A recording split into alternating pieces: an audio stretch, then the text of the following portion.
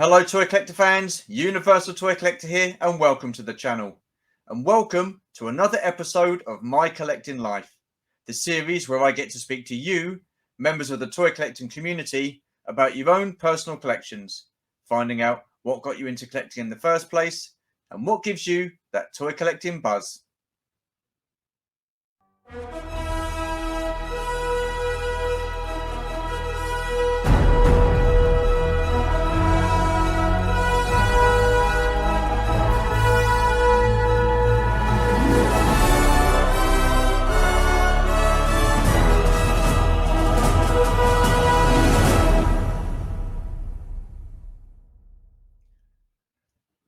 So who do we have on today's episode?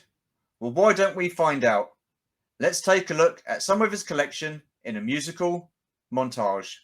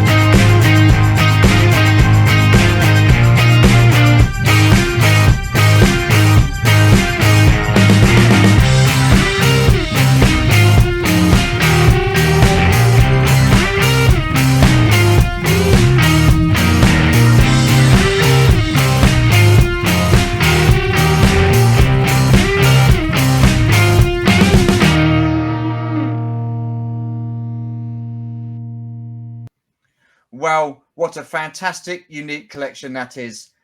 And I'm delighted to welcome to the channel, Simon Farrell. Hello. Simon, welcome to the channel, my friend. How are you doing, sir? I'm doing very well. Thank you very much for inviting me on here. Thank you. Nice to meet you. No, not a problem. Absolute pleasure. And it's lovely to chat to you, well, I say face to face at last. So you've said you've seen a few of these episodes before, so you know what to expect. So yeah, we'll crack on and we'll get straight into it. So first question, what are your childhood memories and what toy lines were you into? Well, I remember Star Wars coming out in America. I think it was 9 months before it was actually finally released in the UK. So there's a tremendous amount of anticipation for me and my brother, because I've got two brothers and I've got a brother who's about probably 2 years older than me. And we were just going crazy because we were seeing all the products in the shops and we were seeing clips. But obviously the film didn't actually come out until, as I say, 9 months after. So, but one thing that did come out before the toys, before the figures, was the Topps trading cards. So one of my earliest memories is walking to the local newsagents with my brother on a Saturday morning with our pocket money and buying the Topps trading cards, because I think they were one, along with some cosmetics products. They were the first things that were available to actually buy before the figures, before the vehicles and things like that. So, and I remember going way back to when I was probably 5, 6 years old, when it was all Topps Planet of the Apes. So we were already aware of Topps trading cards, bubblegum cards, you know. And but so when we opened these packs, we were seeing all the images from the film in these trading cards before we'd actually seen the film. And just the images on the cards just blew me away. I knew it was something that I had to be part of. And so obviously when it had eventually arrived, we went to see it at the Bristol Odeon Cinema. I think we queued for about an hour, and a guy came out of the cinema with a sandwich board saying "house full," and he put the sandwich board in the queue, literally about 3 people in front of me and my brother. And so my dad, who wasn't very happy, had to come into town, pick us up, drive us back again, and then obviously we just moaned for England, and we managed to persuade my mum to take us back in for the evening performance. So you can imagine, as a 7-year-old boy or whatever, going to the cinema in the evening. I think we watched I think it was the 4:30 performance. Yeah. And when we came out of the cinema, it was actually dark, which, being in town and dark, you know, coming to see a space movie, all about the stars, and we came out and the stars were out. Incredible. Just blew my mind, and never looked back. I mean, my life has literally never been the same since. So when you say you were there, what was the actual atmosphere like? Because I was too young to. I mean, I was born in '74, so I was too young to go to the pictures and watch it and appreciate it. So, what was the atmosphere like from your point of view? How was everything? It was just one of euphoria. You know, I mean, it the same with Grease. I mean, I'm too young to remember when Jaws came out in the cinema, but the same level of importance. Grease, Saturday Night Fever, Jaws, Star Wars, you know, it was either on a bubblegum card or a badge or a T-shirt, and Star Wars just went ballistic. It was just everywhere. I mean, we used to go on holiday to Wales. Funny enough, I still go to the same place now, but I remember there being a little shop which was like a kind of a newsagent stroke toy shop, and it had all these Star Wars stickers and badges, you know, in the little transparent, you know, hanging on the wall with like a plastic blister thing, so you could just pick a badge. And we just couldn't get enough of it. We just couldn't get enough of it. And you know, when the toys finally came out, it was just Christmas and birthdays rolled into one. You know, I mean, funny enough, that's the only time we could get the vehicles was Christmas and birthdays, you know. Yeah. So when we did have a birthday, and you know, the parents used to say, "What would you like?" It was like, "Well, I want an X-wing, I want a TIE fighter," you know. Yeah, for sure. A land speeder, you know. So we would normally get 2 or 3 figures for a birthday, and 2 vehicles, and then your usual chocolates and whatever. But grab it while you could, you know. I mean, it was incredible time to be alive. But I do remember the summer of obviously '76 when we had the heat wave, and then the following year it came out in America, and then the following year it came out. I mean, it's hard to believe that we had to wait a whole year. But just incredibly happy memories, you know. I used to take the toys into school in my school blazer. I had Stormtrooper and Chewbacca, and my friends had their figures. We'd play with the figures in the playground. A great time to be a kid, you know. Definitely. Yeah, definitely. So you say about the Topps figures, did they have like the sticker albums as well back then with the Star Wars movies? Because I can remember I can remember the Return of the Jedi sticker album, and that's when I first saw like Jabba the Hutt and stuff like that. But I don't recall being it was the stickers came out with Empire Strikes Back. It was Panini. Oh, okay. Italian that's company, it. Yeah, Panini. That did the stickers for the Empire Strikes Back. In the UK, as far as I know, we didn't get the Topps trading cards. Okay. And same for Return of the Jedi. It was stickers with a sticker album. Yeah. Which makes it all the more precious for 77. In fact, I think there was about six series released for the Topps trading cards. There was the original blue set, then there was the red set, then we went on to have a green, a yellow, and an orange set. But in the UK, all we had was the blue and red. That's all we had. After the red set was released, the second series of trading cards, it ended, it stopped. But I remember having American pen pals who used to send the orange cards over and the yellow cards over, green cards over. And I was thinking, what's this? We didn't get that. So the trading cards has a kind of a pivotal link to the initial release and the buzz that came with the original film. So that they're very special. In fact, I've spent the last 20 years trying to track down unopened sealed wax packs of each set. Oh, wow. And about 2 years ago, I managed to actually fulfill that and complete that. Oh, wow. So I've actually got some here. Oh, brilliant. Go on in. Stick them up on the screen and I'll put you large. The screen is yours. There you go. That is, wow. That's a sealed. This is the get it the right way around. This is the American variant because obviously it's not Palatoy. Yeah. On the UK version, it would say it's Palatoy for Star Wars toys. Yeah, that's it. But I mean, that image has been on T-shirts and posters. Wow. I mean, that's sealed. A lot of people will be going up in arms. Why haven't you got that in a crystal case? well. Normally, it would be in a crystal case, but okay. So this is okay. We have set 2. Okay. Yep. Wow. Look at that. Series 2 with Vader.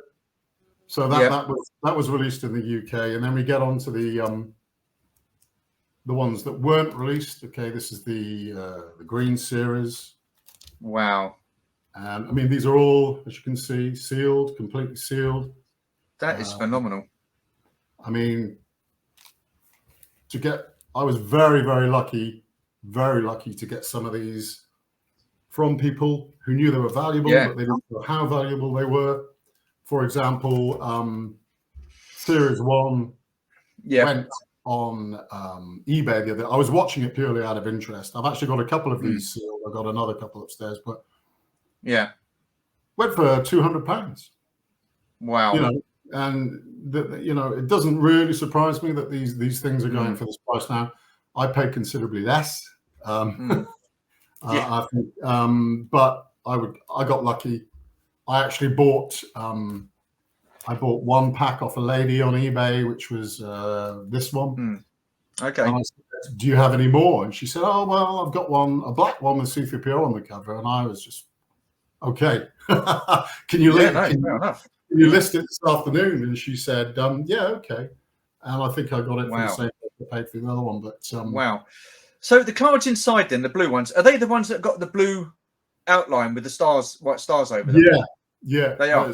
That's exactly that, with a red starburst with the number of the card, and then next to it says Stormtroopers Advance or Luke on his land speeder, blah blah blah blah. Okay. And it's all just stars around the outside. Yeah. And they've got like an issue number towards them, haven't they? They've got like an issue number on them.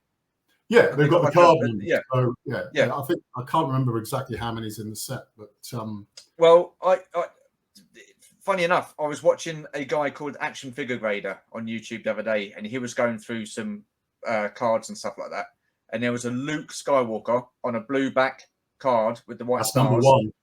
Number one, and it was graded £6,000. That went for, or $6,000, one of the two. I mean, that is some serious money you've got in there. No, I know. And the crazy thing is, I mean, who's to say number 1 isn't in that pack?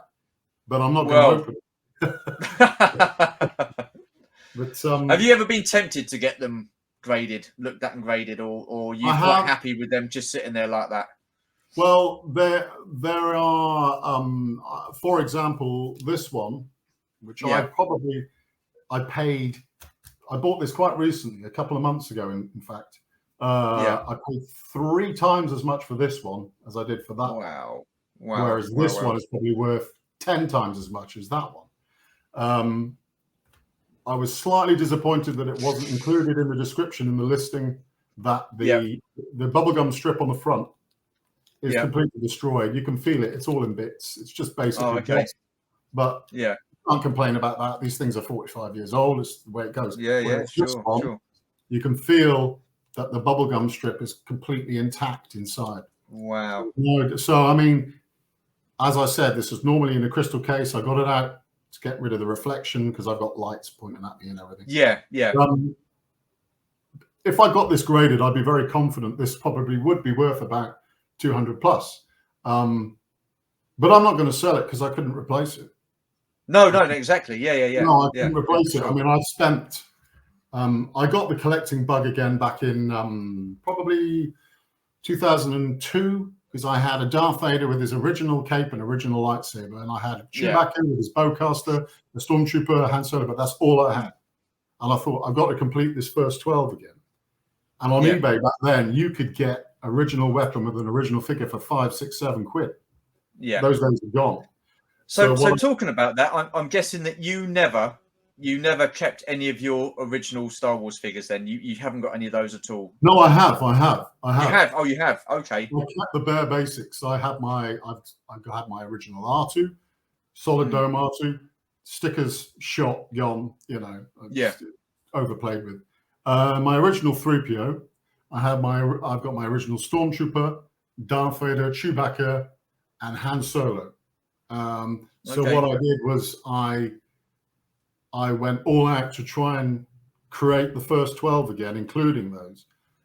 Once I did that, I moved on to creating another set of the first 12. But this was back in the days when you could get a Leia with original cape and blaster for about a tenner.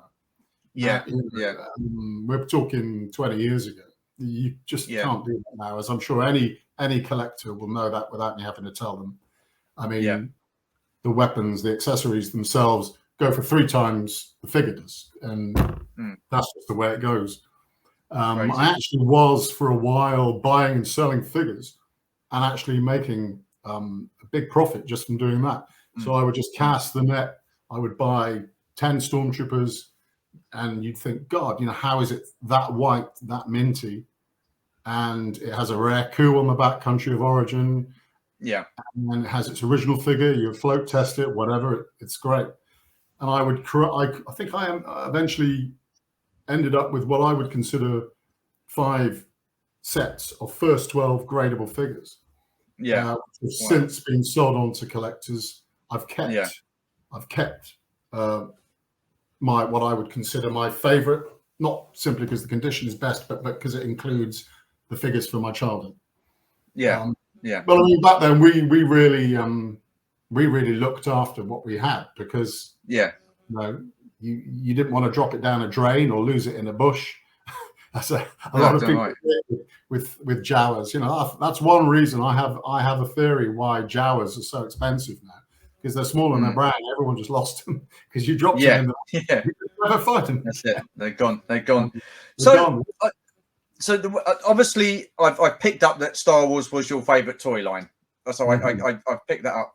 So other than Star Wars, were there any other toy lines that you was into at all, or was it just solely Star Wars? No, absolutely no. Star Wars didn't. It wasn't the be all and end all. It was the kind of the top of the food chain. But I was very, very heavily into Micronauts.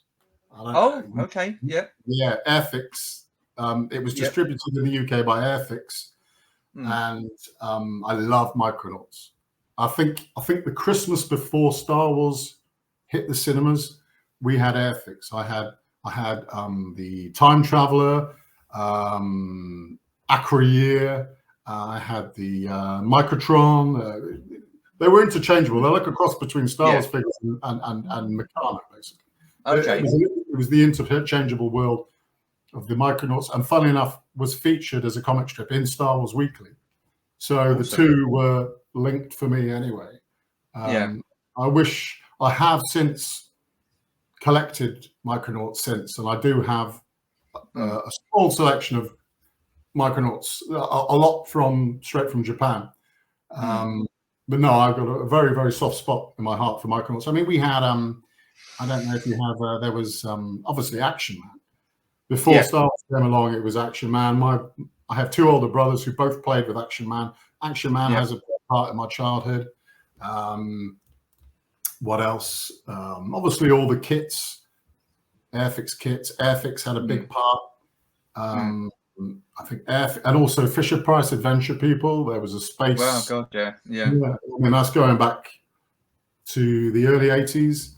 But you know, they tried to emulate the Star Wars line. They had a space, same size action figures. In fact, as most people will know, the original first 12 were based upon the Fisher Price line. In fact, they actually literally used Fisher Price figures and sculpted them and put whatever playable on them, whatever.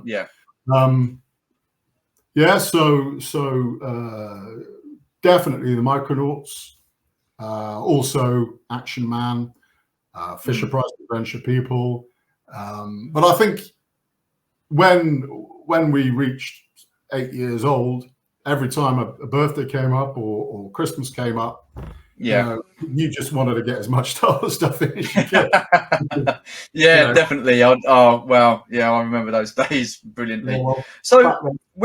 When did you realize that you were a collector then? Because obviously you get to a certain age in life, you're a teen lad, you go out, you go out with your friends, you play football, sports, or whatever it is. So when is it that you realized that you were a collector? When did you get into collecting, or when did you realize that you were? That's a good question. I think when I met my now wife, partner Sarah, she was a massive X-Files fan, and she was really into collecting X-Files. You know, everything. Oh wow! Comics, cards. I mean, I love the X-Files as well, obviously, but not so much that. But we used to go to thing which is now has a different title, but back then in Birmingham in the NEC, it was called Movie Memorabilia Fairs. Oh, I remember those. Yeah, at the NEC, Movie Memorabilia. And when they were on, we used to get up dead early, go down with friends, you know, go to the bar halfway through the day, have a pint, and then back then you could make a killing. I mean, we're talking 2002, so 20 years ago. And I used to go there with, you know, you pay £10 to get in, you'd walk around with 60 quid in cash in your pocket, and you could come out with some great finds, you know. Yeah, definitely. In one particular time, you know, when the day is winding down, you think, well, I'm not going to find anything of any more interest as to what I've already found. And I remember going one stall that was, I think it was probably a mother and a son. And they had a couple of Star Wars items on top, you know, a couple of Applause. You remember Applause that had a range for the special edition re-release where they did these big plastic figures. Back in '97, they had a couple of those, and I just said, "Have you got any more Star Wars stuff?" And I think the son said, "There may be some in the boxes underneath." So I pulled out, it wasn't even on display, pulled out a box, and in that box was Letraset rub-down Star Wars transfer sets. Wow. Because although everyone is very familiar with the set of 3, they did Blast Out from Mos Eisley, they did a Death Star hangar with Darth Vader and they did a like a Yavin, you know, scrambling the fighters. But they actually did a smaller set. Something that was very common when I was a kid in the late 70s. Was rub-down action transfers. If you went to, sometimes even in chemists they had them for sale, you know, and you get your little rub down set and you'd rub down your action transfer scene.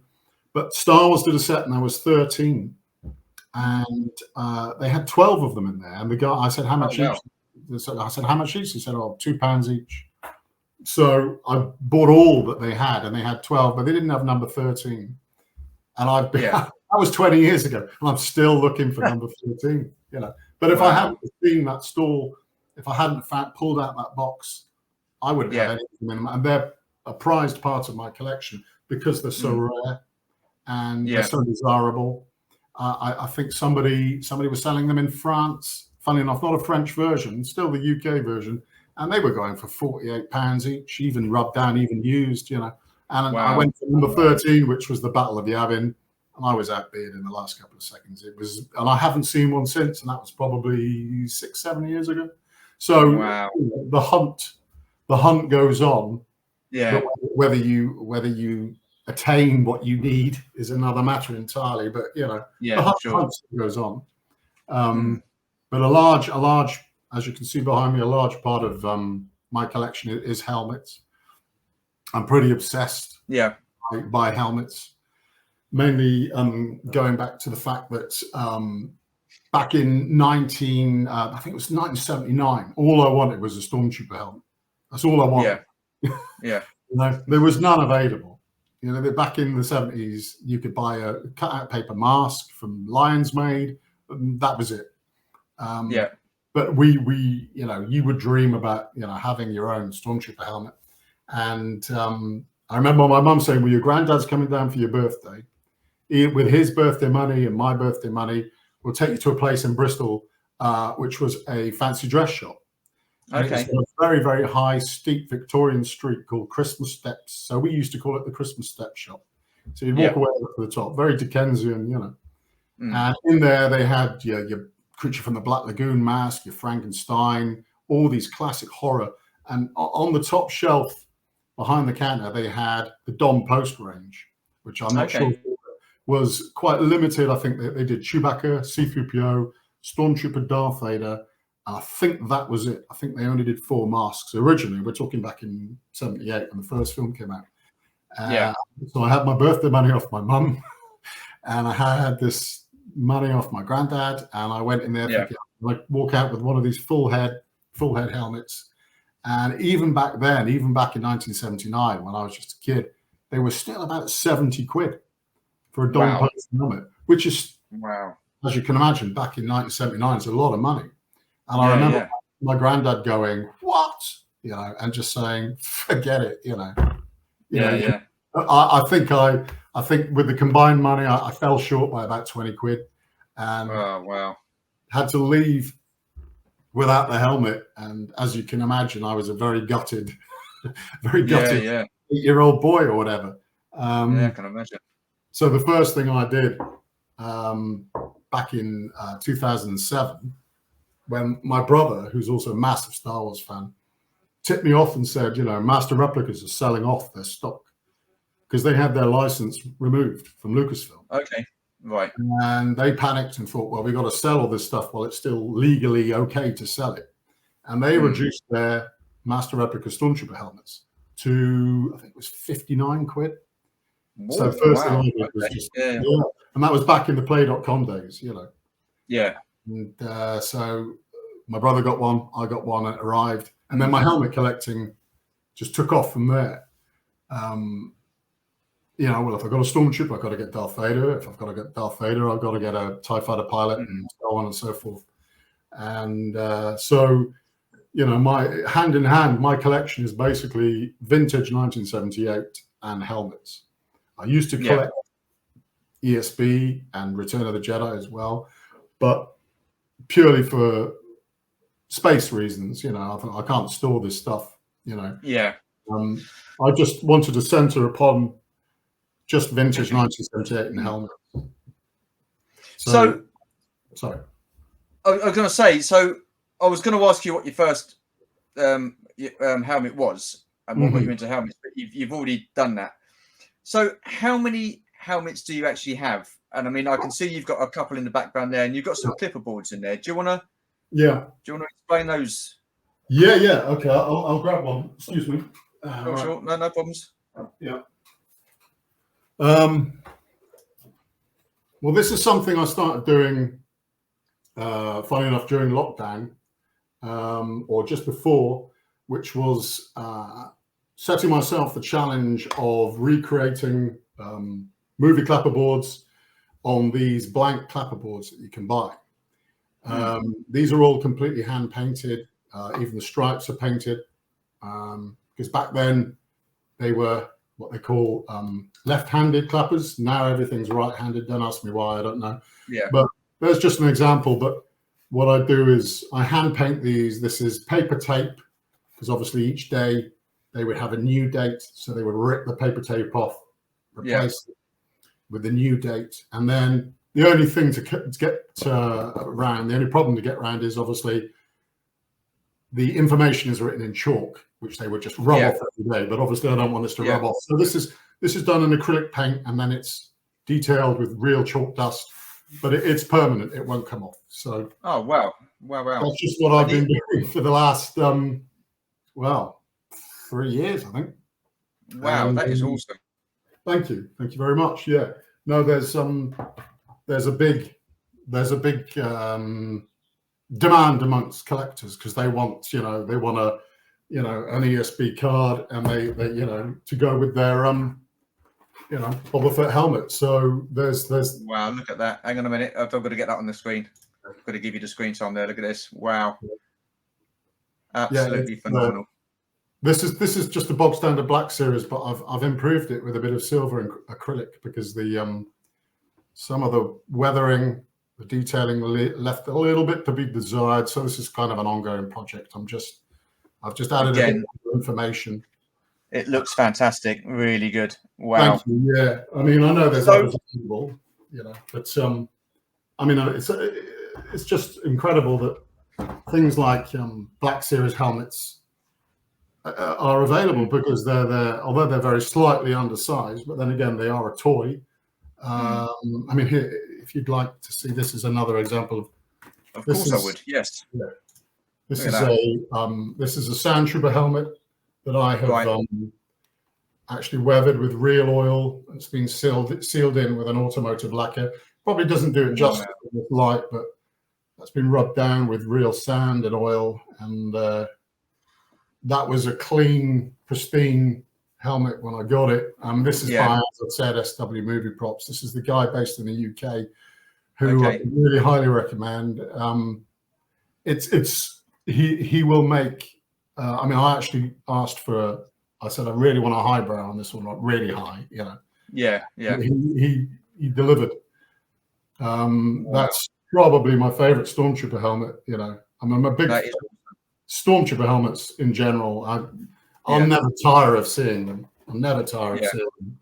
It's just something. It's like the Coca-Cola logo or the VW camper van or whatever. It's just a classic. It's just a design classic. Well, my favourite is sitting right behind you, the AT-AT.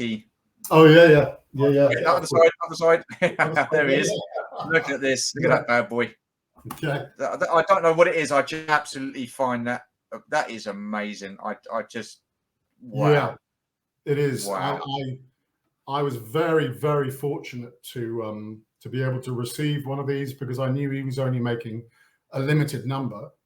I did actually already own one from him before, but it was made out of a grey ABS or grey high impact polystyrene. And the grey plastic had a kind of a, I don't know if it's the right word to use, pearlescent quality, where it was slightly kind of reflective.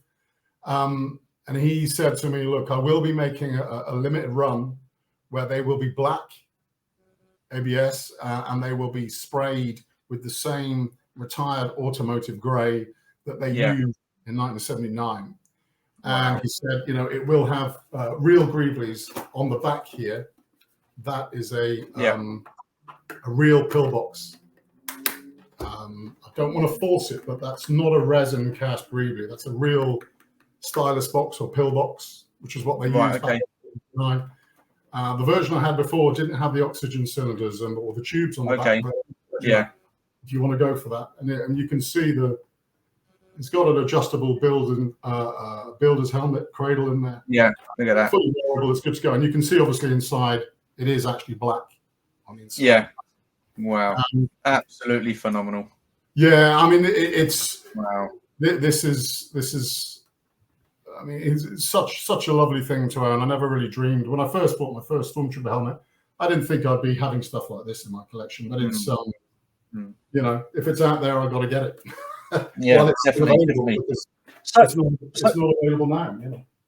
So going back to your clapperboards, you make them and sell those. I do, yeah. I tend to I tend to have a not a loyal fan base or whatever, but I have repeat customers, so to speak, who will say, "Can you do a Yoda clapperboard?" So I will go out and I will watch documentaries. I will take screen grabs. I will zoom in, enhance, sharpen up, and sometimes these things can take months. Yeah, sure. I've just had a very good friend of mine who asked if I could produce a move along clapperboard from A New Hope with a Stormtrooper checkpoint. Yeah. I don't actually have any examples of that, but funnily enough, somebody's just asked me for another one, and I said, yeah, sure, I can do that, and I researched it. I did it for him, and that was to send to Anthony Forrest in Germany. So Anthony Forrest then signed it and sent it back to the customer. So that's a real privilege, you know. So how do people get hold of you? How do people get hold of you for these? Just through word of mouth. It's just on Facebook. I'm on Facebook under my name, Simon Farrell. If you type in Simon Farrell, you'll see my there's a Mike Warren stunt Darth Vader helmet. Next to it is the ESP clapperboards, you know. Okay, so what I'll do then is when this is done, obviously, and it goes up to edit and goes out next Friday, I will put all your contact details, not like your phone number and stuff like that, but your social media contacts. Yeah, that's fine. Like that. And if people want to get hold of you and stuff like that, people that are watching and want to buy a clapperboard off you, then fantastic. Yeah, no problem. Thank you.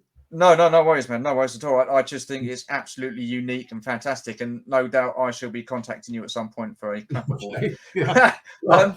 Talking of social media, you've got yourself a YouTube channel. What made you do a YouTube channel, and who were your influences? Well, there was a guy in America called. Excuse me, I'm just going to adjust the light because it's just in my face. Yeah, no problem. You're a handsome chap. We want to see you. Thank you.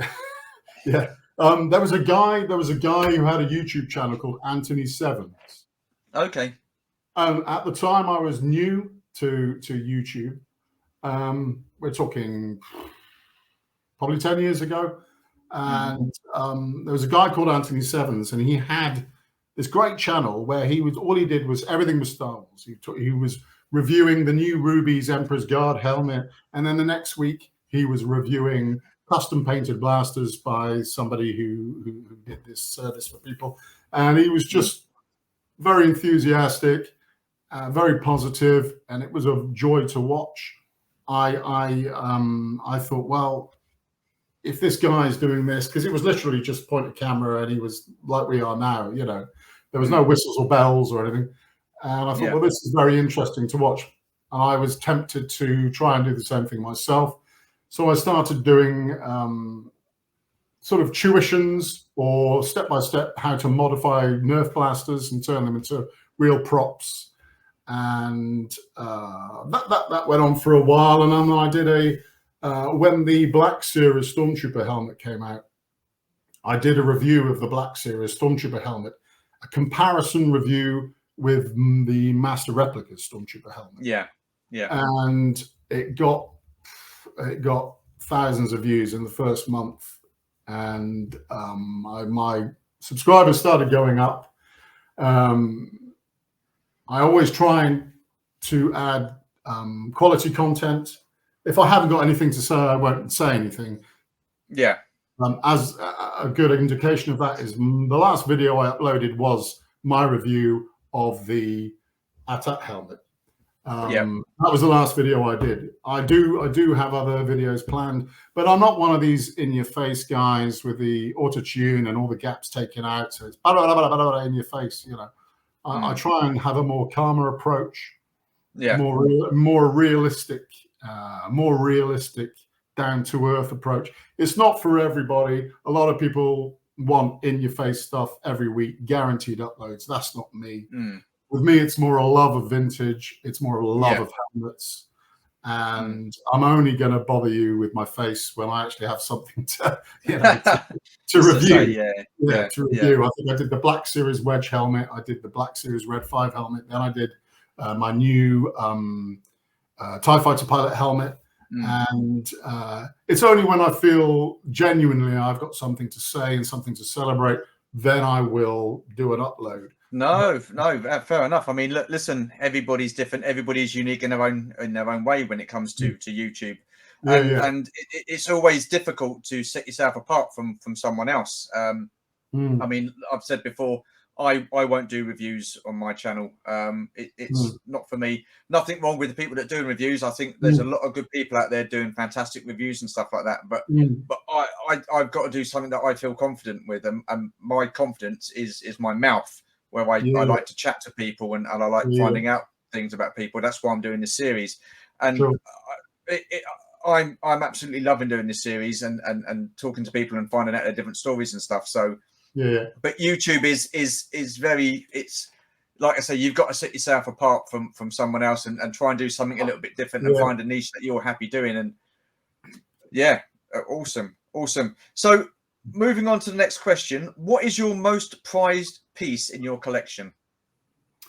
That's a very good question. It's a very good question. I would probably say two things, and I've thought ahead, and I've got them here with me now. Okay. Let's get you on the big screen. I would say definitely the sealed tops, but close second would be this. Okay.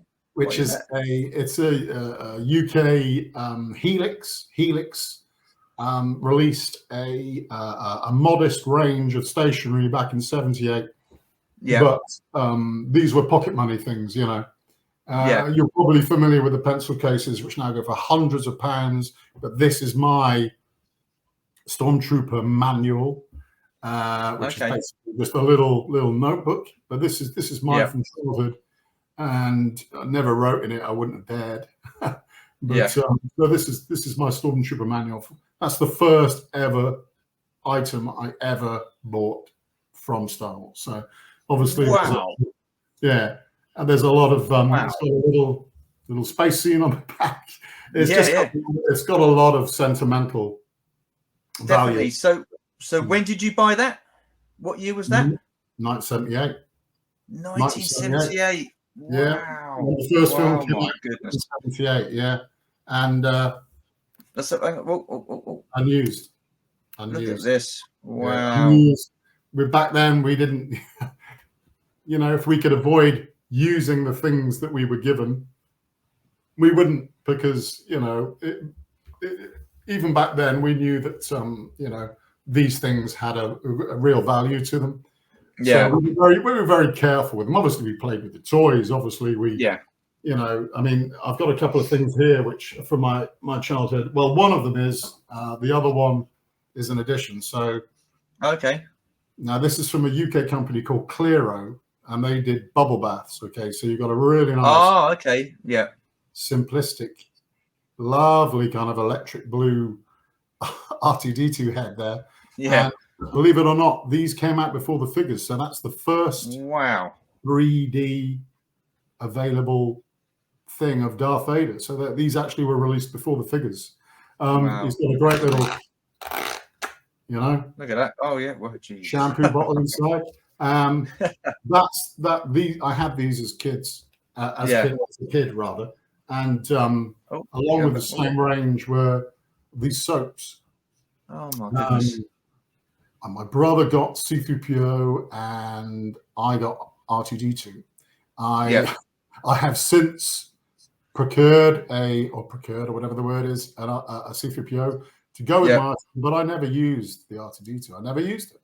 Just didn't want to turn into a yellow. They're both yellow soaps. I mean, they're still wrapped in their original packaging inside, which is a kind of a great paper, tracing paper type thing. But I mean, I see a lot of these go with the headers are missing, these things at the back. But if I just show you the boxes, there's a beautiful thing about the boxes is they have this gorgeous Tatooine night scene going on around. Oh wow! Look at this. And these things. Wow. Still really, really reasonable in price. They're still available as a collector. Really? You can pick one of these up for £10 each. You know? Wow. Yeah, and there are some people who are actually asking ridiculous prices for them. Yeah, well, you get that everywhere, don't you? You know, So a ridiculous price will lead us on to the next question. What do you have a Grail piece? So is there anything that you would pay a ridiculous price for just to have in your collection? Something that I would say ridiculous price, obviously within reason, but is there something that you would want above everything else in your collection that you do not have yet? That I do not have yet. Yes, I would like to have. I would like to have a set of sealed first 12 figures, but that's not going to happen. It's not going to happen. No. I think going back to the letter set, rub down transfers, the set of 13. I don't have number 13. If I could get number 13, that would seriously tick a box in my collection. It's a difficult thing. I think also the pencil cases, the Helix pencil cases, they were so almost psychedelic in their design. Like you had a green pencil case with a yellow C3PO. I think the R2D2 one. I think the R2D2 had like a kind of an orange body and like a pink head or something. I mean, the colors were just going. It was just off the charts. And those, if I could get a set of the original pencil cases, that would be amazing. I have a very, very soft spot, a very big soft spot rather, for Letraset, Helix, and Clearo, because these were all UK companies. And a lot of the stuff just goes through the roof because it was UK exclusives. They were only sold in the UK, hence the price with collectors just goes through the roof, you know. I mean, you saying about not being able to get all a set of the first 12 figures. Technically, you can get them on the retro card, so you can have them carded there, but not quite the same, is it? Well, I've got the retro collection. I've got those. Yeah, I bought those. I pre-ordered those from Forbidden Planet. Okay, so you've got all. So hang on, no, the second 6 aren't out yet, are they? No, they're not. They. I thought they were going to do the first 6 and then the second 6. Yeah, well, that's what I then they went on to the ESB line. They went to the Empire Strikes Back line, and then they went on to the Mandalorian. Yeah. But apparently, the second 6, the Jawa, Tusken Raider, etc., they are available in a box set, apparently. Yes. But, But big money, you know. I think we may not see them hit the shops. I mean, I remember going into Asda, and Asda had the first 12. Yeah. The 6 of the first 12. Yeah. I think we're at a stage now where they call them scalpers. I think, is it scalpers? You know, guys just go in and they just clear the shelves, and then you'll see them the next day on eBay for 2-3 times the amount. Yeah.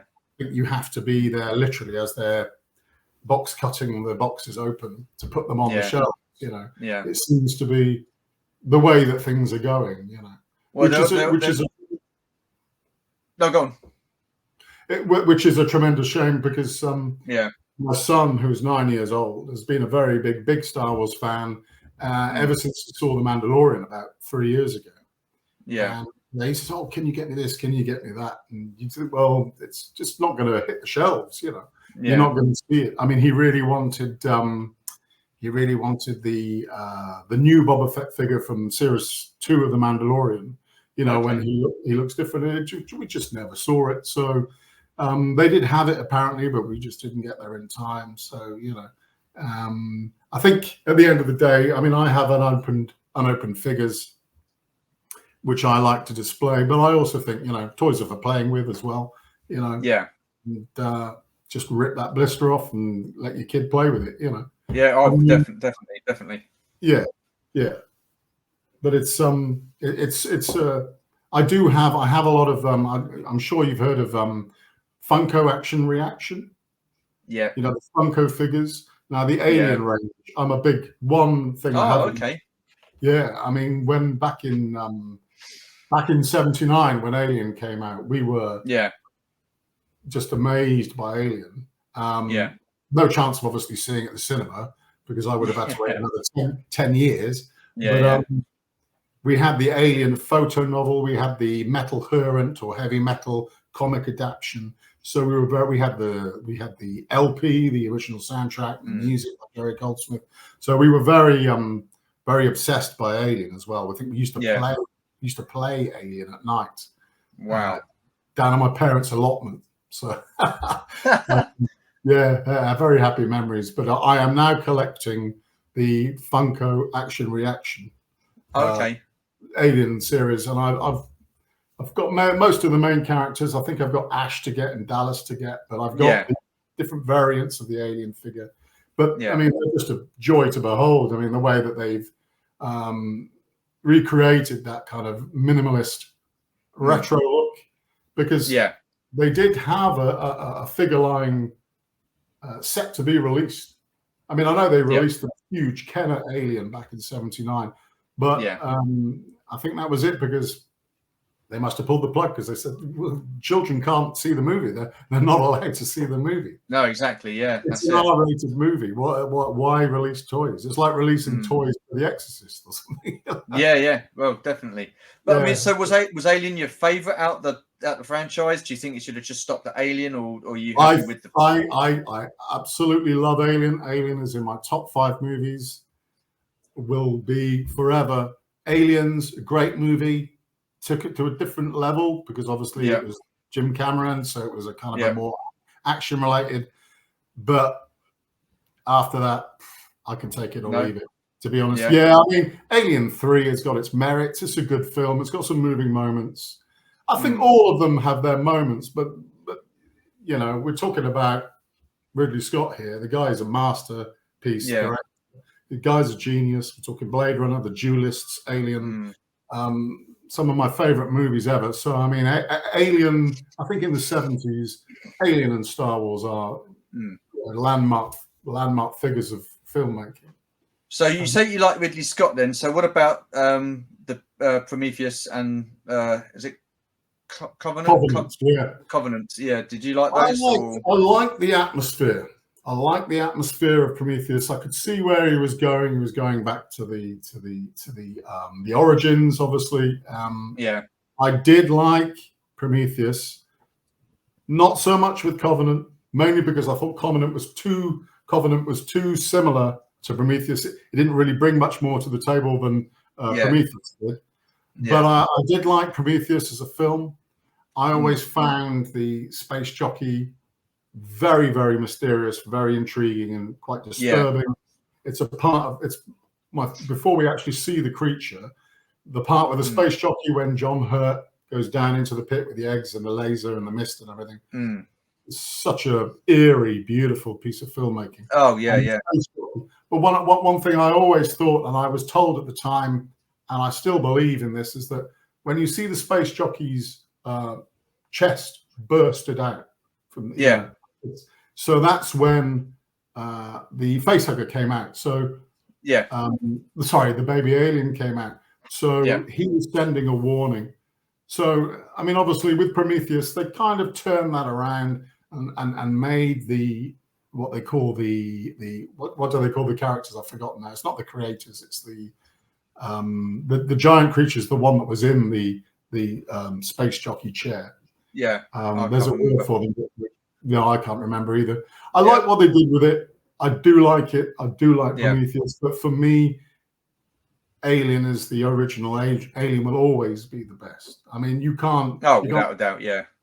I mean, it's a bit like. It's a bit like Star Wars, isn't it? I mean, there are people that hate the prequels. There are people that love the prequels and the sequels. But I mean, all's good, but the original's the best. You know. Without a shadow of a doubt. Definitely. It's the same with Alien for me personally. Yeah, great film for sure. So moving on to the next question. When did you start up your drawing and photography? Because I've seen on your Instagram that you've done a few drawings which I've commented on, and then also I know that you like photography. So what got you into that? I did an art foundation course back in the 90s when I was a student. I did a dark room photography course. I've always been fascinated with capturing an image, whether that be doing a painting or doing a drawing or taking a photograph.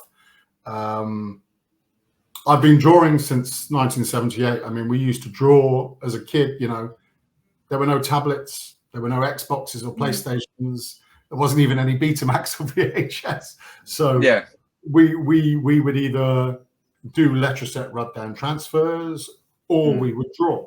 We were just drawing all the time. Draw. Yeah. That's all we did. And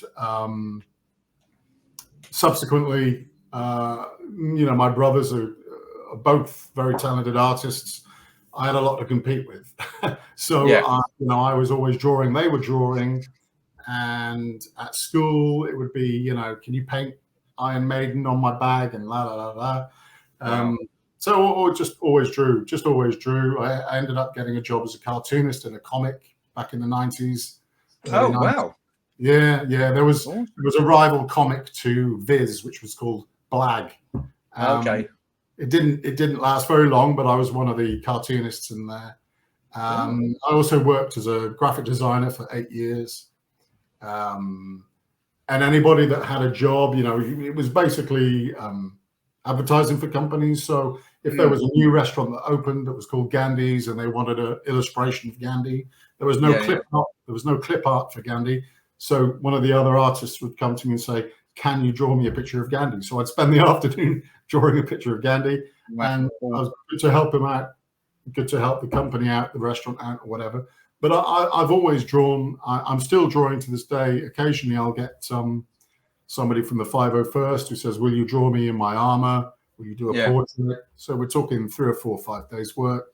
I'll do it for them. I'll take great pleasure in doing it for them. So I'm still doing the art. At the moment, I don't really have the time to do that, but that's mainly because of the Clapperboards. Because these things, although they may not look like it, sometimes they will take days and days and days to produce, because you've got to research. A lot of the photographs where you take a screen grab, they're holding it like that. You're thinking, well, I can't finish it because I don't know what day it was. So you have to research again, maybe find another photo, agree with the person you're doing it for, and say, "Look, I think it would say this," and they have to say, "Yeah, I'm with you on that. Let's just go with that." Okay, cool. It's like a jigsaw puzzle, putting together the pieces. Yeah, definitely. Just trying to do the best with what you've got. Brilliant. 2 last questions for you. Okay. Question number 9. What gives you that? I would say toy collecting, but you're not really into toys, as in action figures. So what gives you that collecting buzz? Coming across something by accident. Yeah. Coming across something where the value of it, but the person doesn't, who's selling it. Yeah. Not saying that that's what gives me the pleasure, is putting a fast one on them. It's the kind of like an archaeologist brushing away the sand from a velociraptor's claw or something, going into a place, coming across something. I mean, I used to go to a lot of sci-fi festivals back in the early 2000s, and I used to go to one in Corsham. Back then in Corsham, David Prowse, obviously, who plays Darth Vader, used to attend. So there were signings, there were stalls, and I went to one stall and they had an original full head Dom Post C-3PO mask. Okay. An original one from the 70s, and it was just on the table. And the lady who was working there, I said to her, "Well, how much is the C-3PO?" And her husband, who was obviously he was the seller, the collector, and she said, "Oh, he's not here. You'll have to wait for him to come back." And he came back and she said, "How much for the C-3PO?" And he went, 2. And I thought, what, 200? She said £2, and it was £2. Whoa. And it was £2. And it was like, but then you have to pretend that you're not shocked. You don't, So I said, okay, £2. I'll go with £2. And obviously worth a lot more than that, But I mean, it's the same with the the Star Wars, the sealed Star Wars packs. I mean, some of these I got for £7, And yet, as you said, people are paying hundreds and hundreds of pounds just for a 1 mint card. Yeah, Well, it's crazy. It is crazy. I won't be able to. I won't be able to replace those or add to them. I don't think, realistically. Yeah. But yeah. I mean, I used to do a lot of car boot sales. I was, funny enough, having the same conversation with my wife this afternoon. I said, we're not going to do car boot sales anymore. There is no point. I actually, we did a family car boot sale where I was the seller. My family was the seller rather than, and we got there dead early, 7:30. And people were stepping all over us before we could even get stuff out of the boot. And there were guys going, got any Star Trek? Got any My Little Pony? Got any Marvel? And they just fleeced us before we'd managed to get the stuff out. And I was, well, as a collector, there is no point in going to car boot sales. In my opinion, there is no point. So what we're going to just do now is just go to toy fairs. There's a toy fairs up here in the Midlands called Barry Potter. A lot of people want Barry Potter, and they're good. They have good sellers, good stores asking good, realistic prices for good stuff. Stuff that you're just never going to see again. So I think the days of going into a charity shop and getting a TIE fighter for £5 from 1978, those days are gone. I mean, crikey, you can't even get that on eBay now, can you? I mean, everybody's sort of knowing what they've got, and they're just, Yeah, absolutely. No, there is, like you say, even on eBay, you'd be lucky. Even on eBay. I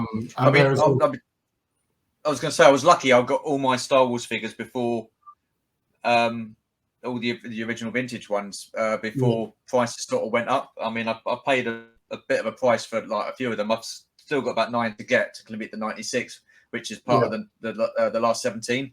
But prices now are just skyrocketing, and I at this moment in time cannot justify paying that money, especially with the cost of living and stuff like that. So you got to. No, absolutely. It's a question of hanging on to what you've got and making the most of it. I mean, I remember having a job back in Asda back in 1986. I think it was my first ever job. It was a Saturday job. And I remember literally putting on the shelves the last 17, the tri-logos. Oh, wow. The pop-up lightsaber R2, the tri-logo bobber. And at that time, I was into playing the drums, the Smiths and the Cults. Star Wars, But, you could have just run off with one of those boxes and you'd be mint. Well, you could have done. Yeah. Right. So we're coming up to the hour. I mean, this has absolutely flown by. I've got one last question for you. Simon, what does your collection mean to you? My collection means to me, I think it's remembering where you've come from and where you're going to, and also preserving a bit of your childhood. I mean, both. Yeah. My kids are both into Star Wars. My daughter not so much now, but my son heavily into Star Wars. In fact, I've got all the retro collection Boba Fett's, everything from ESB right up to the latest. I think there's about 4 different variants. He just wants to rip those blisters off. So I had to buy him twice. Once so he could rip the blisters off, and the other so I could stick them on the shelf. It's I would say I'm not so much a collector than an archivist. I mean, to hold something like that in my hand gives me great pleasure. I know I can open it, but I mean, these little things, they're just part of my childhood, and it just gives me great pleasure to know that they're under the same roof as me. I think that's it in a nutshell. Awesome, absolutely, Simon. This has been absolutely fascinating. Okay, thank you very much. I think you're a very creative guy. I love your clapperboards. I'm loving what you're doing. Thank you. Where can people find you on social media? So what I do is to get me Instagram. Yep. Farrell.Simon136. Same as Facebook. Just Simon Farrell on Facebook. If you need to hit me up, just click on the Simon Farrell with the Darth Vader and the clapperboard next to it. Instagram. It's all Star Wars. There's nothing else. It's all Star Wars. That's not a problem. Yeah. So what I'll do is if you ping us over your links, I've got a couple. I'm not on Facebook, but if you send me a link to Facebook and stuff like that after that, I will put it in the description below. Guys, I highly recommend looking at Simon's Instagram page. His artwork is phenomenal. His helmet collection is absolutely phenomenal. What a great guy! What an absolute pleasure it is chatting to you. Unfortunately, that has come to the end of the chat. But yeah, like I say, I will put all your links up on the description below. Okay. So all that's left to say is thank you guys for watching. Thank you for. Thank you very much. And, pleasure. Not a problem, mate. It's an absolute pleasure. And Pleasure. We shall speak to you guys soon and see you soon. Thank you very much, and take care. Take care now. Cheers. Bye-bye. Bye-bye. Bye.